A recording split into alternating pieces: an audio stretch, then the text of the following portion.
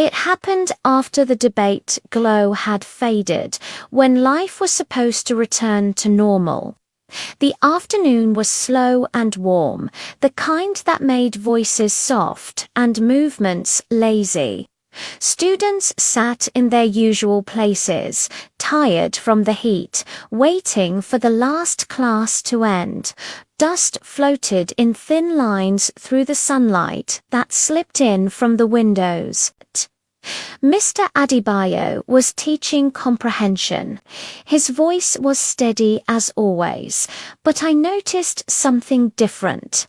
He did not look at me, not even once. Normally, his eyes moved around the room easily.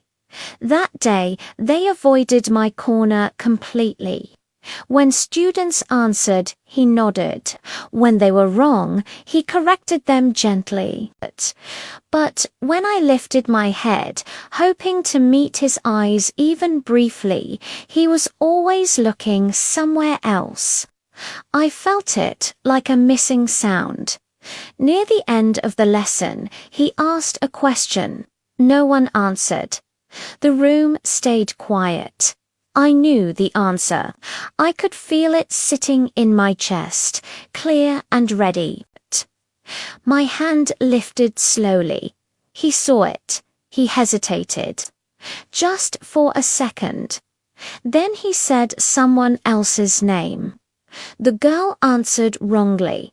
He corrected her kindly and moved on. My hand lowered heavy.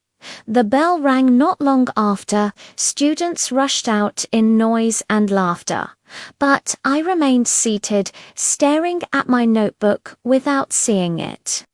When I finally stood, the room was almost empty. He was still there, arranging his books. I walked past his desk. "Sir," I said softly.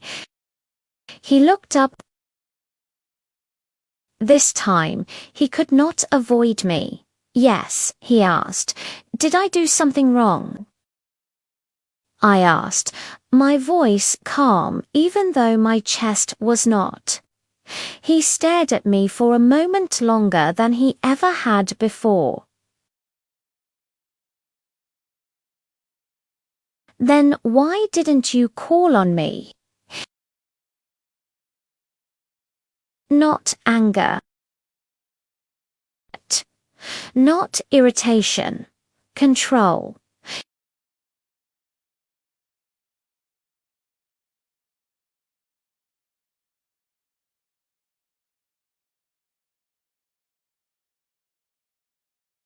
Because sometimes, he said, when someone is growing too fast, you don't push them forward. You give them space to grow safely.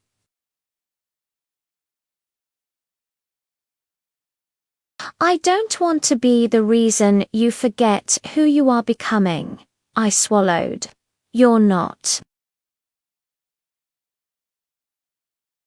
Go home, he said gently. It's getting late. I turned and walked away, my steps steady, my heart anything but.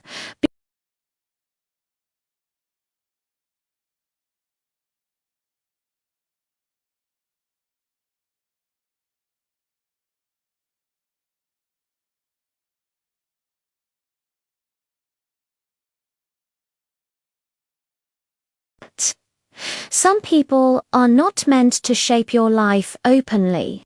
They shape it by standing just close enough to change you, then stepping away before you depend on them. Mr. Daniel Adebayo was doing that, not because he didn't care, but because he cared correctly.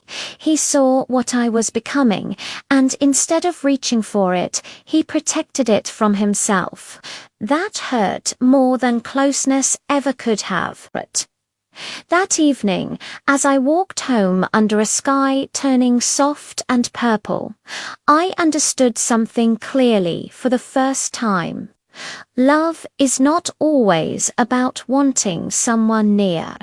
Sometimes it is about knowing you are strong enough to walk without them. and wishing, quietly, that you didn't have to. And as I lay down that night, staring into the dark, one thought stayed with me, sharp and unkind. If he is already stepping away, what will be left of this feeling when I finally have to walk alone? Thank you for watching. Make sure you're subscribed so you don't miss the next episode.